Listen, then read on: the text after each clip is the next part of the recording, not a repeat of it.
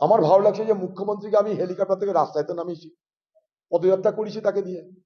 খাড়া রোদে মমতা ব্যানার্জি পদযাত্রা করেছে। আর তো কোথাও পশ্চিমবঙ্গে পদযাত্রা করেনি কোনো প্রার্থীকে হারানোর জন্য, তাও আর কংগ্রেসকে হারাতে। উনি বলেন কংগ্রেস বলতে কিছু নাই পশ্চিমবঙ্গে, কংগ্রেস কিছু নাই, সেই কংগ্রেসকে হারাতে দিদি খাড়া রোদে এখানে পদযাত্রা করছেন। অর্থাৎ দিদি মনে করছেন আমি তার বিরোধী এবং এই বিরোধীকে আটকানো দরকার। যেভাবে 2024 সালে আমাকে ভোটে হারানো হয়েছিল, কমিউনাল পোলারাইজেশন করে, এখানে দাঙ্গা তৈরি করে, দাঙ্গা করে তার দলের বিধায়ককে দিয়ে 70 ভাগ মুসলমান 30 ভাগ হিন্দু আছে মুর্শিদাবাদে, মুসলমান মনে করে সব হিন্দুকে মেরে গঙ্গায় ভাসিয়ে দিতে পারে, এই বাতাবরণ তৈরি করে 2024 সালে পোলারাইজেশন করেছিল। কমিউনাল পোলারাইজেশন, ধর্মীয় মেরুকরণ, সেই একই কায়দায় আবার আমাকে হারাতে চাইছে এই বাংলার মুখ্যমন্ত্রী মমতা ব্যানার্জি। এবারেও সে ধর্মীয় মেরুকরণ।